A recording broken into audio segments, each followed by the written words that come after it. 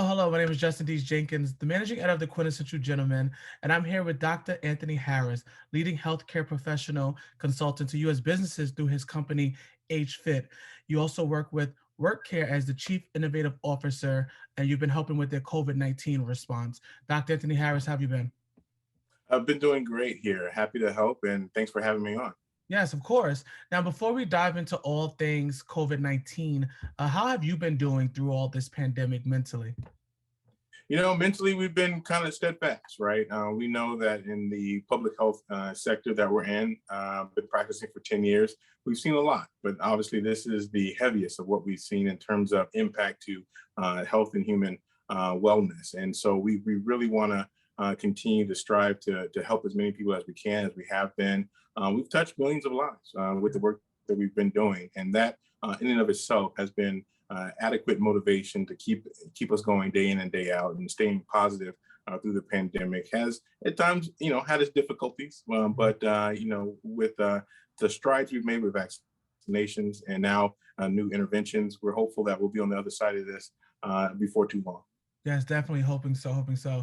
Now, in this, in the era of so much misinformation and opinions that's a defense against facts, can you just let us know and tell everyone that's going to be watching what qualifies you to be able to talk about COVID-19 and vaccinations?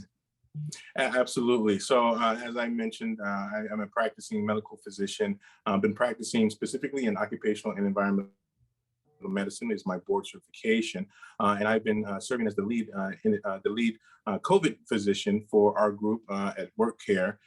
Been doing that since the beginning of the pandemic, and like I said, we service in all 50 states and have touched millions of lives. We actually kicked off. We're the first in the nation to kick off digital symptom screening on a platform and have done over 15 million screenings of individuals for COVID at this point in time. And so we've been steeped in COVID from day one. I've been doing a weekly webinar for an entire year, all 52 weeks last year, didn't miss Christmas or Thanksgiving. Wow. And we've been able to help those large employers with millions of lives touched stay current in terms of best practice to help mitigate risk for COVID. And now we've moved into going beyond COVID, even into wellness. And that's part of our practice as well in terms of keeping the workforce healthy.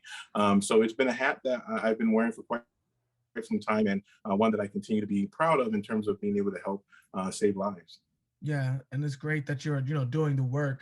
Now, through all the misinformation and kind of the crazy things you've heard about the vaccination, what are some of the biggest ones that you've heard that you kind of want to put it into right now? Sure. So we've heard that COVID is not as deadly as the flu, right? That the flu kills more people. That's wrong, right?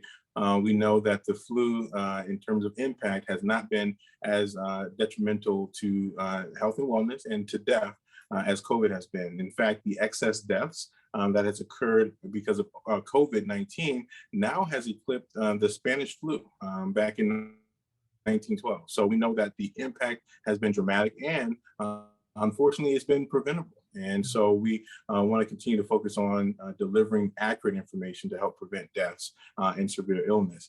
Some of the misnomers is that also that COVID, you can get it and recover and have no issues, right? And certainly there are a good number of people that do just that in terms of their recovery. But what we're learning today is that even mild cases of COVID can produce changes to the brain that may last for months to years in terms of impairing your ability to think cognitively.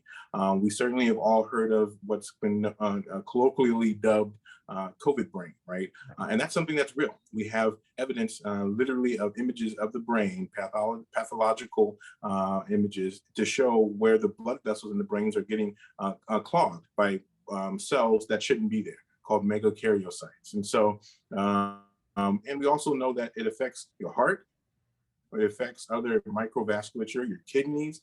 It can even cause erectile dysfunction. Things that people believe are myths, it's not. And these are real cases of patients that we've been helping because of COVID. And we know it's disproportionately affecting minority communities. This go around, the first go around, it was Hispanics and African Americans. This go around, actually, Native Americans were dramatically to the tune of 3 times more affected in terms of their case rate back in August, this last August. And right behind them, obviously, and next in the impacted group are African Americans. And so we want to, again, give accurate information in terms of the impact because we can prevent poor outcomes as well as death, obviously. Yeah, yeah. Now, what do you say to the critics who kind of had a lot to say about the messaging behind the CDC and our government when it came to the rollout of vaccination and mask mandates? Is it a fair criticism to say that the messaging was just very confusing and they're using that as ammo to kind of push back? I agree that the messaging that came out was confusing for a number of reasons. Right, it constantly changed. Right, it evolved as we learned more and more about the COVID-19 or SARS-CoV-2, and certainly there have been times where it seemed to almost backtrack. Right, one recommendation versus another, and unfortunately, it's the nature of the art of the science, if you would, as well as making sure we're continuing to put the best practice up front for the best outcome for the general public, right? Which means as we learn, if we learn something new in regards to evidence, we want to share that, not hold it back, only, especially if it contradicts what we learned earlier. For example, right, one of the things that early on for COVID we thought would be a significant threat is the amount of surface contamination, right? And so there was clearly communication on clean all surfaces, and we even saw YouTube videos on how to clean your Yeah, grocery bags, yeah, right? I think my mom was still doing it. I was raised in the South, and she's still doing it, right, to this yeah. day. But we've learned that transmission risk for COVID-19 is not as significant from surface contamination. I'm not saying it can't happen. I'm just saying the level of risk is not as significant as we thought it once was. What we know is now the greatest risk is airborne transmission, where the droplets that you're exhaling 5 microns in size can hang out in the air for hours, 3 hours plus. And that is what we want to be accurate on in terms of communicating what we know and what we have learned. And that's why messaging has been as it has been with CDC, FDA as well. Right. And then what are some ways to fight back against that misinformation that so many people, I guess, love to spread, through social media? We have certain celebrities speaking out and they're just, spewing, I guess, the research that they are saying that they're doing the research for. In your opinion, what do you think? What is the best practices to kind of fight back against those misinformation? Sure. I think it's incumbent on the professionals, like myself included, that are geared around public health to come and speak out, right? Given the opportunities like this wonderful opportunity you're giving me now to share what we know to be true. And it's not biased, right? At the end of the day, it's just clear, dare I say, science, which has become kind of a quirky word Yeah. in terms of interpretation, how you interpret it. But it is. It's articulating the accurate medicine, the accurate science, and the clinical approach, and to keep the majority of people safe from preventing transmission. And then those who do unfortunately become ill, what are the best steps for them in order to recover well, right? And so that is, to me, the best way to combat misinformation is more voices from the public health sector speaking out and sharing, and those in the communities the most affected, right? Those professionals that look like us and are germanely positioned to give messaging that hopefully is received well, because at the end of the day, we share a similar experience from a social economic standpoint, and we want to make sure that we speak to that, because there are differences, hands down differences, in how COVID has played out from a socioeconomic standpoint, from a community and race standpoint. And if we're not talking about that, then I do agree it makes what we say next in regards to the COVID infection itself harder to believe, because we haven't spoken the truths about how it's disproportionately impacted our communities. Yes, I definitely agree to that. Now, from those who are hesitant, they're saying, well, how did the vaccine, how was it made so quickly as opposed to other diseases such as cancers? How do someone like you in that space ensure that vaccines are safe and that they should kind of just go ahead and proceed with it? Although they say it was made in a short period of time, a lot of people don't know, or the research they're not doing will show that there's been about 20 years of research for the COVID-19 vaccine. And that's right, right. In terms of the process, the clinical process, the regulatory process.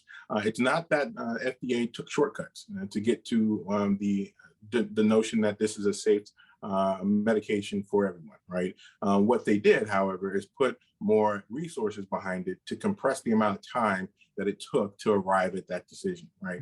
Normally, it would take upwards and sometimes of 14 years to arrive at the entire length of process to get something approved through FDA. And again, with Operation Warp Speed, the previous administration, with all the billions of dollars poured into the research around coming up with a vaccine for the virus SARS-CoV-2, we were able to check the box on safety to the same extent that we would during a longer period of study, right? And so no shortcuts there. What we also did is then check the box on efficacy, but there is a difference there, right? To be transparent, to get emergency use authorization, it's not the same bar of efficacy as a full FDA approval, right?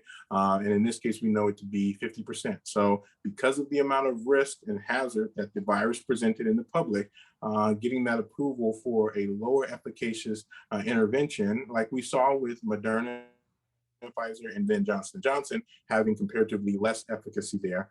We also knew that it still would benefit the public to have that approval and to have that administration of the vaccine from a supply standpoint. So, it's pointing back towards our process for regulatory approval, not shortcutted, just compressed so that we have the same rigor in a shorter amount of time.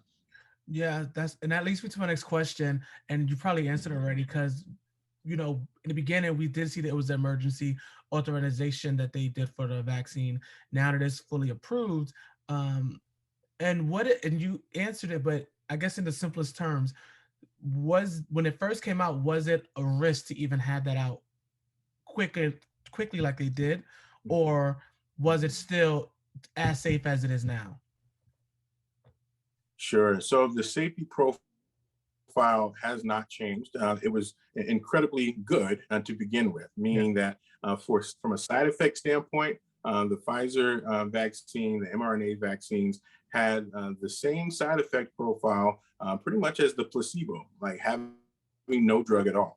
For example, in that first 15 minutes where individuals may experience some redness and some itching, right, around the site of injection, same in terms of both those who didn't receive the medication and those who did. When we're talking about more severe reactions, the rate of complication or rate of side effects dramatically low, far less than 1%, right? And so we knew that from day one, these medications were safe for the general public. But then again, the question arose, is it safe for the booster, right?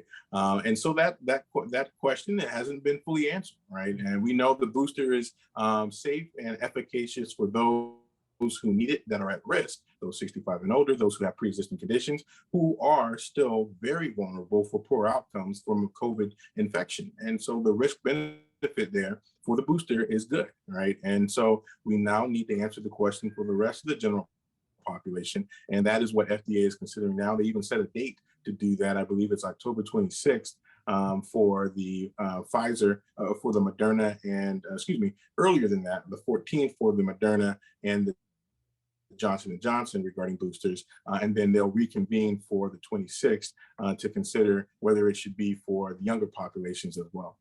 Yeah, awesome. Now, do you agree with cities such as New York? I think it's going to be happening in LA soon about mandating these vaccines and just to do simple things like eat inside, or is it imperative for our government to kind of get strict with these vaccines, or should that be up to the businesses themselves to make those decisions? I also have a master's of business administration, my MBA, right? And so if I put my MBA hat on to answer this question in part, I think, yes, there's an opportunity for government to play a part in how we mandate public safety. But I don't discount the free market from a competitive standpoint to also provide that level of protection. What do I mean by that? Early on, we saw that businesses that did a good job of putting in place measures to help their patrons feel safe had somewhat of a competitive advantage to their like industry down the street, right? Mhm. And so too, I believe that the free market, right, will dictate who and how we'll have in place these mandates so that people feel safe. Now, granted, there's also the flip side of this, right, Yeah. where if a mandate's in place, you may lose some patrons, right? And so again, with mandates in place, yes, is that a pathway for helping the population move forward towards better odds against transmissions? Perhaps, but it's not to discount the ability of our system and our markets and our proprietors to actually come up with solutions that help them from a business standpoint, as well as help the general public from a safety standpoint. Awesome. Now, the cases are still high. The death Mhm. rate just reached over 700,000 in the US. Um, Mhm. although places like New York City and I believe California are showing low numbers, did we open back up too quickly? So it depends on the context, right? Opening up, which I would say contextually means we allowed people to be back in numbers, right? Right, in terms of the lockdown being over, is different from opening up without other restrictions in place, meaning the mask mandates and the social distancing. And so, from the perspective of opening up too quickly to help the economy, again, putting my MBA hat back on, I believe that timing was very apropos in regards to helping the engine start up again, right? Because there are downside risks to remaining closed for longer periods of time economically. However, we saw that those locations that kept mandates in place from a social distancing and mask wearing didn't experience the level of incidence of disease as quickly as other locations that remove those restrictions. So I think that perhaps is where we erred in being too hasty to remove mask mandates and social distancing and be in a situation where now transmission rates can happen more quickly. Now, we could have learned the outcome of such from data. In particular, I'm mentioning Brazil. Manaus, Brazil, is a location where 76% of the population estimated, this was last summer, already contracted and recovered from COVID-19. So that 76 number is above the threshold, what we would consider herd immunity, right? And so what they did was they relaxed their social distancing, they reopened venues, and from summer until December, they saw a resurgence. And by December, January, they shut down again, right? And so we saw what happened with regard to opening and getting back to life as normal too quickly, far before we did the same thing Yeah. here in the US. And so it's my challenge to us all to promote, hey, let's watch and learn. Now that we've seen it once happen, actually, the first time we saw it was with the Spanish flu back in 1913, 1912, Yeah. 1913, right? Where they actually relaxed their restrictions. And in the summer, they saw a resurgence. And in the fall, it was more than the first instance, not too dissimilar from what we saw here in the US with COVID-19. So we got to be vigilant, continue Yeah. to be.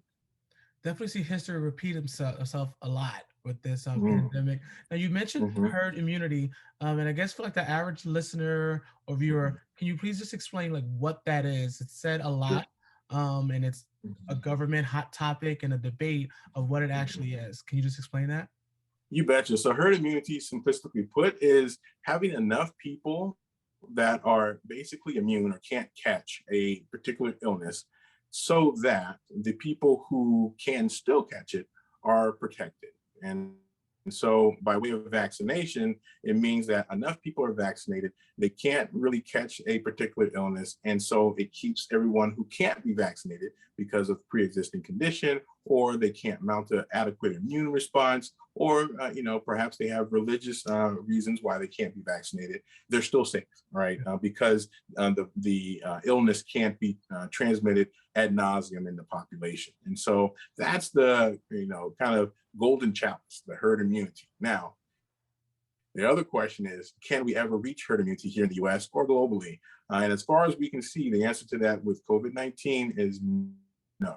There's a couple of reasons why, but the number one reason is we don't have enough individuals vaccinated to reach that herd immunity yet. We're still at about 56% of the US population fully vaccinated, right? Herd immunity, generally speaking, starts at about 60%. And then can be as high as 80%, depending on how infectious a particular illness is. And now, the other factor that is playing into why we may never reach herd immunity is the level of efficaciousness of the vaccine to prevent transmission. And if we look at the most expansive data right now from a country standpoint, it comes from Israel, and only 39% effectiveness is the number that Israel showed for fully vaccinated individuals with Pfizer against the Delta variant, right? And so we know that 39% is not going to cut it, even if you vaccinate 80% of the population to prevent the illness from being transmitted from one to another. But is there still a strong argument for being vaccinated? Absolutely. And the reason why is looking at severe illness and death, hospitalization and death, right? The vaccine is very, very effective to the tune of 88% of preventing hospitalization and to the tune of 92% at preventing severe illness, right? And so that's why we want to get individuals vaccinated, because it's going to prevent the death and the mortality and the morbidity that we're seeing in communities that are disproportionately affected. Yeah. Now you hear those statistics and those numbers, and you think, why would anyone fight against it? And then you see a city like New York, where I'm at, hosting these large concerts, and it's outside, and of course they want to follow the rules. But again, it goes back to the messaging. Does that confuse people or give people ammo to say, I'm not going to get the vaccine? Yeah, so it should be hopefully the opposite, right? Because in some venues, they are requiring vaccination, right, in order to be admitted to those venues. And so in those scenarios, I think it is, something that hopefully will promote individuals to be vaccinated so that they can kind of get back to life as an enjoyment as we used to, right? Now, should we still be wearing masks? My answer is yes. But we know that it varies at this point in time, depending on what geographic you're in. But if you are looking at the trends in regards to can you still catch COVID-19 and transmit it to somebody that may be vulnerable in your family or community, even after being vaccinated, the answer is yes. And so that's the reason why you should still mask up.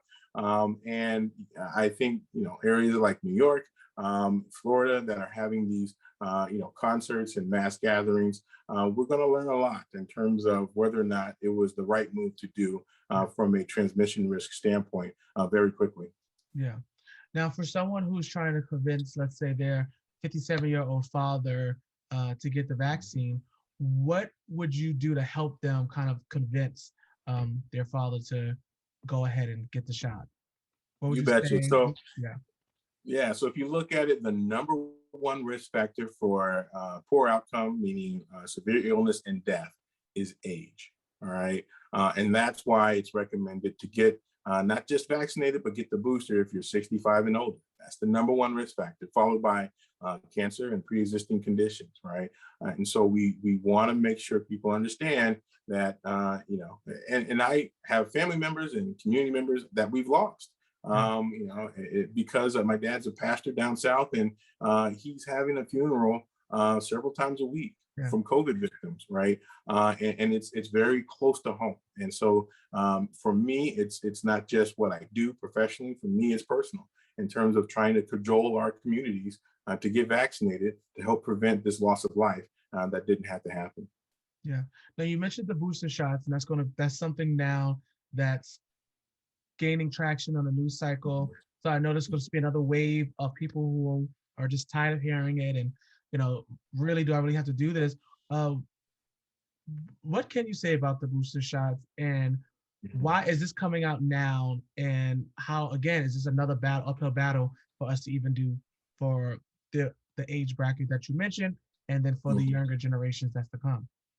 Sure. So the reason for the booster to begin with, right, is what we saw play out in several studies, and what we also saw play out from an observation of our immune systems after being vaccinated.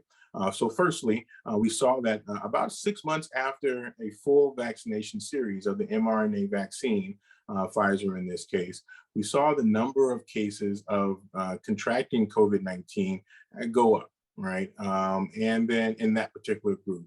And then we also have seen, if we take blood samples, it's called a titer, TITR. But if we take blood samples and we look for antibodies against SARS-CoV-2 or COVID-19, we see less of those cells, those antibodies, molecules, not cells, but antibodies, when we get across that 6-month timeline. Okay. And there are some cases where we see the capability to mount a response 8 months out from a full vaccination. But on average, about 6 months is the timeline. And so for those who are vulnerable, that could be the difference between having a mild case of COVID, right? Or having a severe case and certainly succumbing to COVID if your antibody level is too low.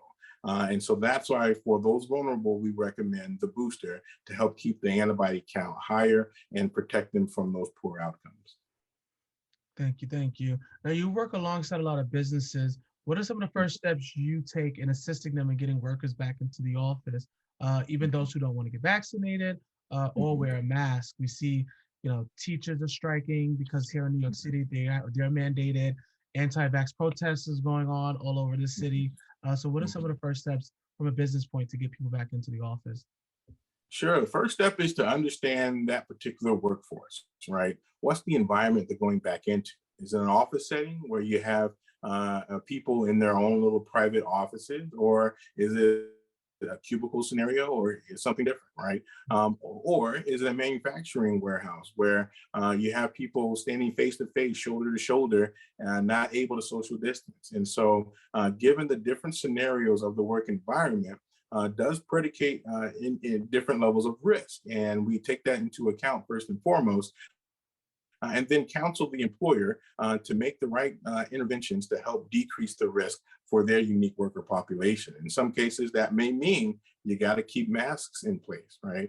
Or you have to maintain social distance. In other cases, it may mean, hey, look, if you're in your office by yourself, you can be mask free and don't have to worry about anything until you come out of that office, right?